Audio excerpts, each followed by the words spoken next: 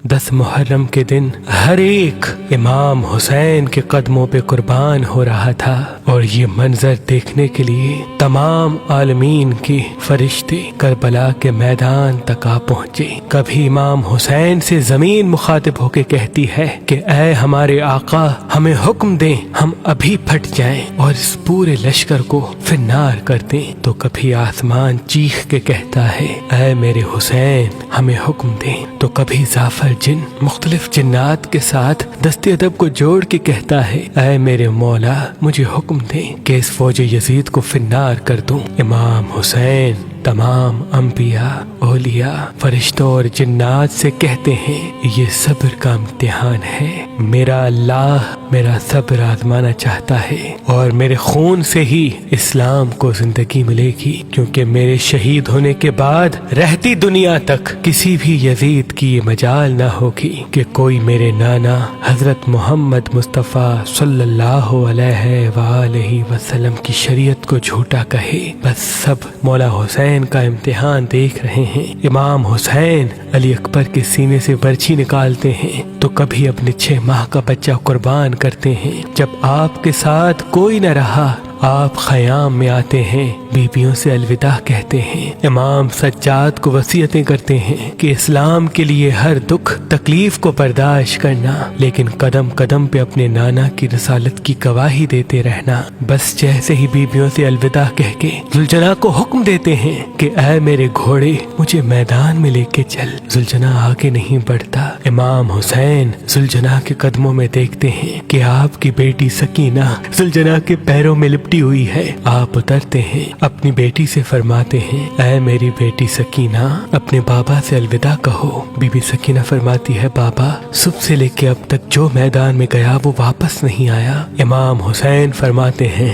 اے میری بچی، ہمارے خون سے تمہارے نانا کا دین بچے گا، صبر کرو۔ آپ یتیمی کا پرسہ دیتے ہیں اور میدان میں آ کے باواز بلند فرماتے ہیں اے لوگو، میں رسول اللہ کا نواسا حسین ہوں، فاطمہ کا بیٹا، علی کا لال، میں وہ ہوں جس کے لیے اللہ کے رسول بار بار فرماتے تھے کہ حسین منی وانا من الحسین، میرا خون رسول اللہ کا خون ہے، میرا گوشت رسول اللہ کا گوشت ہے۔ کیوں مجھے قتل کرنا چاہتے ہو؟ کیا میں نے شریعت میں کوئی ترامیم کی ہے؟ کسی انسان کا حق غصب کیا ہے؟ کیوں میرے بچوں کو مارا ہے؟ کیوں 3 دن سے ہمیں پیاسا رکھا ہے؟ فوج یزید ایک آواز میں کہتی ہے کہ ہم سب تجھے تیرے بابا علی کے بغض میں قتل کرنا چاہتے ہیں۔ پھر آپ فرماتے ہیں آج جو اسلام کا پرچم تم ہاتھوں پہ بلند کر کے کھڑے ہو، یہ پرچم میرے بابا علی نے بلند کیا تھا۔ خیبر و خندق میں اگر میرے بابا علی نہ ہوتے تو اسلام کی فتح ناممکن تھی۔ آج اس علی کو یہ صلہ دے رہے ہو کہ اس کی اولاد کو اس بیابان میں بھوکا و پیاسا کر کے قتل کر رہے ہو۔ بس عمر بن سعد کہتا ہے کہ حسین کی بات نہ سنو، حملہ کر دو۔ تاریخ نے لکھا امام حسین علیہ السلام کے مد مقابل جو بھی آیا وہ فنار ہوا۔ زمین پہ اس سے پہلے ایسی جنگ نہ دیکھی گئی کہ ایک 3 دن کا بھوکا پیاسا شیر کی طرح لڑ رہا ہے اور فوج دور دور بھاگ رہی ہے۔ بالآخر شمر عمر بن سعد نے یہ سوچا کہ یہ علی کا شیر ہے، اس سے مقابلہ کرنا ناممکن ہے۔ پوری فوج کو کہتے ہیں کہ ایک ساتھ امام حسین پہ حملہ کیا جائے، لیکن کوئی بھی امام حسین کے قریب نہ جائے۔ دور دور سے امام حسین کو تیر مارے اور آدھی فوج جا کے خیام کو آگ لگا دے۔ بس ہزاروں کی فوج نے امام حسین کو چاروں طرف سے گھیرا اور دور دور بھاگتے ہوئے امام حسین کو تیر مارتی رہی، نیزے مارتی رہی، اور کچھ امام حسین کے خیام کو جلاتے ہیں۔ امام حسین کبھی خیموں کی طرف جاتے ہیں، کبھی سپاہیوں کی طرف آتے ہیں۔ بس اتنے میں آواز غائب آتی ہے اے حسین، تیرا اللہ تجھ سے راضی ہوا۔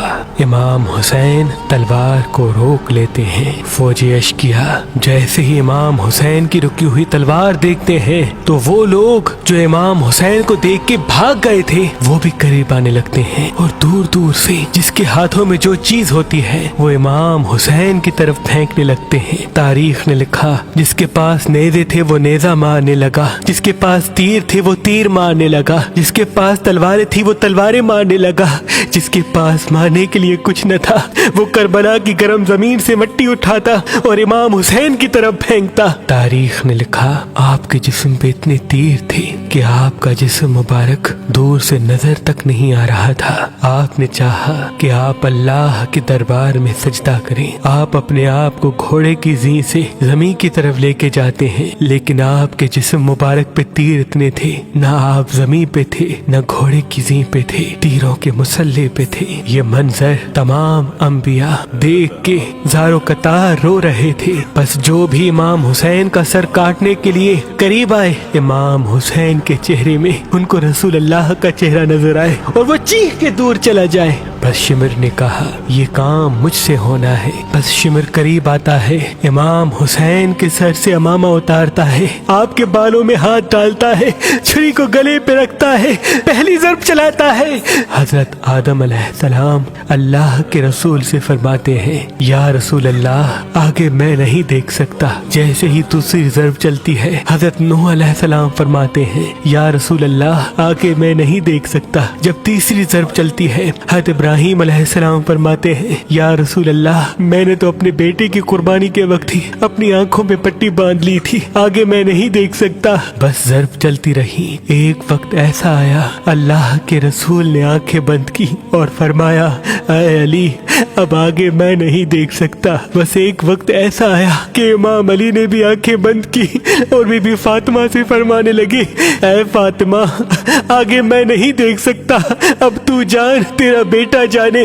بی بی فاطمہ زہرا مقتل میں دیکھتی ہے کہ شمر مسلسل امام حسین کے گلے پہ خنجر چلا رہا ہے۔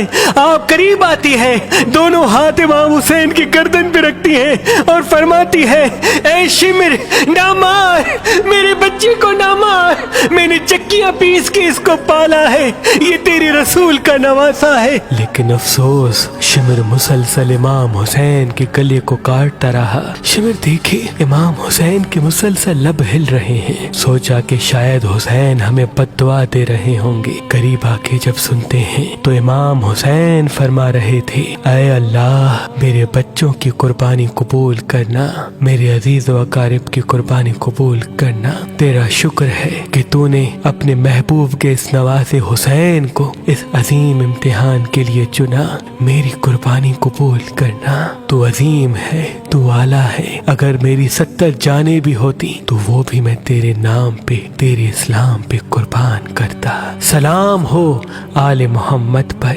سلام ہو رسول اللہ کے خاندان پر، جنہوں نے ہر تکلیف کو برداشت کر کے قیامت تک اسلام کو زندہ کر دیا، قیامت تک اسلام کو زندہ کر دیا۔